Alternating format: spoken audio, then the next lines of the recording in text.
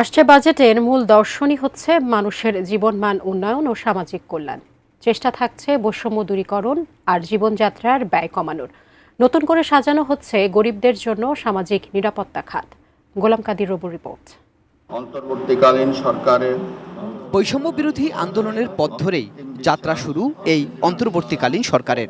তাই বাজেটের মাধ্যমেও বৈষম্য দূর করার চেষ্টা থাকছে সরকারের। চেষ্টা থাকছে উন্নয়নের সুফল যাতে সমানভাবে যায় সব মানুষের কাছে। অর্থ উপদেষ্টা ডক্টর সালেউদ্দিন আহমেদ বলছেন, তার চেষ্টা সমতাভিত্তিক সমাজ নির্মাণ, যেখানে থাকবে মানুষের কল্যাণ। যেটা এতদিন হয় না, এটা বুঝতে হবে কিছু লোক যে ব্যাংকের মালিক আর এমপি সব একসাথে আমরা যতটা সম্ভব লোকের কাছে সমহারে না হলে অ্যাটলিস্ট ব্যালেন্স হতে পৌঁছায়। অতএব আমরা একটা ব্যালেন্সড বাজেটের মতো করতে চাচ্ছি।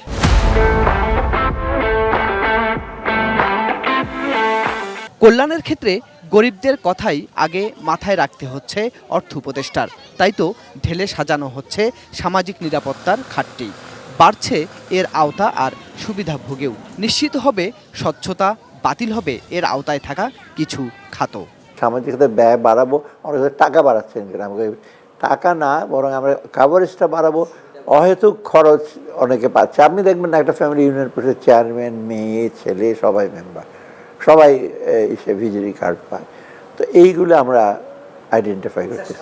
গরিব থেকে শুরু করে মধ্যবিত্ত, খাবার খরচ থেকে শুরু পুরো জীবনযাত্রার ব্যয়ে নাভিশ্বাস তাদের।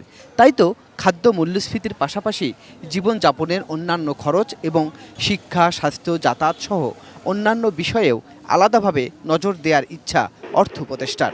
যদিও বাড়ছে না করমুক্ত আয়ের সীমা। যে অ্যাক্সেস টু ফাইন্যান্স, সে তো দিন দিন আগেও কমেছিল, এখনও যে খুব বেশি তা না।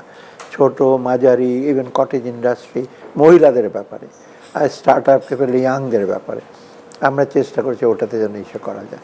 অ্যাপারেন্টলি দেখছেন যে মানুষের জীবন উন্নতি হয়েছে, কিন্তু অনেকের অনেক রকম সমস্যা আছে। মানে কর্মসংস্থানের ব্যাপার আছে, আয়ের সংস্থানের ব্যাপার আছে, ব্যবসা বাণিজ্যে ইকুয়াল অ্যাক্সেস পায় না। আমরা তো সব একটা বাজেটে করা সম্ভব না। অর্থনীতি অনেকটাই স্থবির, নেই নতুন বিনিয়োগ, মন্দায় ব্যবসা বাণিজ্যও। তাই তো ব্যবসায়ীদেরও হতাশ করতে চান না অর্থ উপদেষ্টা। কমিয়ে আনতে চান ব্যবসার খরচ আর ফেরাতে চান বিনিয়োগ পরিবেশও। সব মিলে সংকটকালে সম্ভাবনার যে বার্তা অর্থ উপদেষ্টা দিচ্ছেন, তাতে শেষ পর্যন্ত মানুষের স্বস্তি ফিরবে তো। গোলাম কাদির রবু, এটিএন নিউজ, ঢাকা।